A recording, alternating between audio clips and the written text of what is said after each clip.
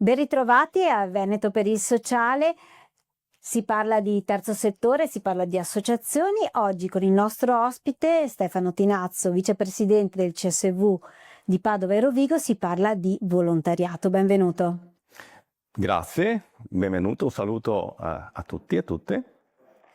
Voi siete reduci da un tour di feste del volontariato con Solidaria in tutto il territorio di Padova e di Rovigo.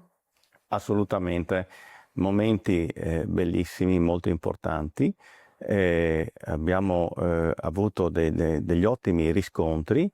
Domenica 28 settembre in Prato della Valle abbiamo avuto una bellissima conclusione con 300 associazioni presenti. 300 associazioni che desideravano mostrarsi, dire ci siamo. E un clima di bellezza, di gentilezza, perché il volontariato è tutto questo, il volontariato è bellezza. E in un contesto in cui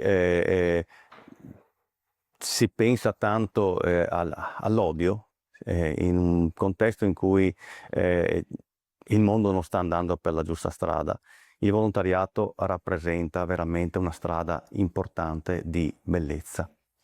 Il tema dei portatori di gentilezza infatti è stato un fil rouge di questi eventi. Lei poi ha aggiunto il concetto di bellezza proprio del donarsi, dell'esserci.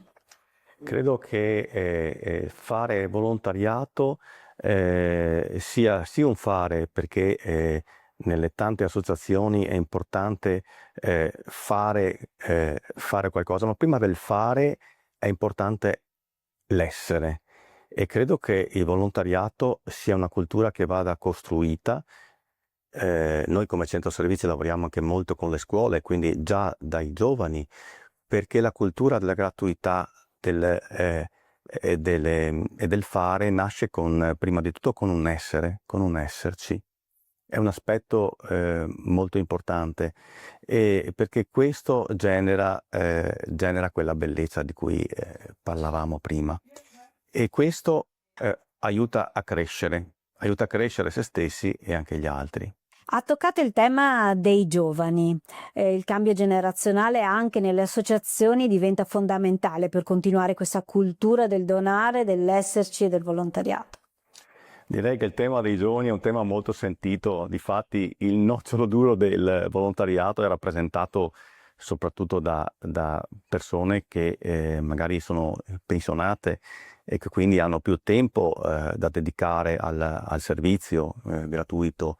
È chiaro che abbiamo bisogno di un ricambio generazionale e quindi il tema dei giovani va veramente perseguito con una cultura che deve partire proprio fin dalle scuole, fin dai giovani, la cultura della gratuità, perché è importante far capire che la gratuità, fare volontariato è gioia, fa crescere se stessi, fa crescere gli altri e quindi i giovani devono un po' capire che all'interno della propria vita il tema della gratuità deve essere costituente, deve essere un aspetto importante, fare qualcosa per gli altri.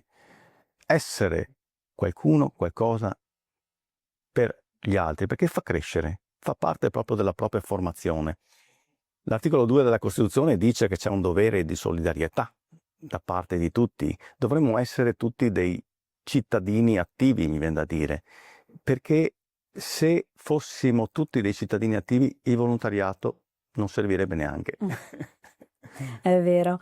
E ci sono degli ambiti in cui i giovani però hanno manifestato un particolare interesse. Adesso il terzo settore si è esteso anche alle APS, quindi alle associazioni di promozione sociale, quindi cultura, sport e varie iniziative. In questi ambiti i giovani sono più interattivi? Direi di sì.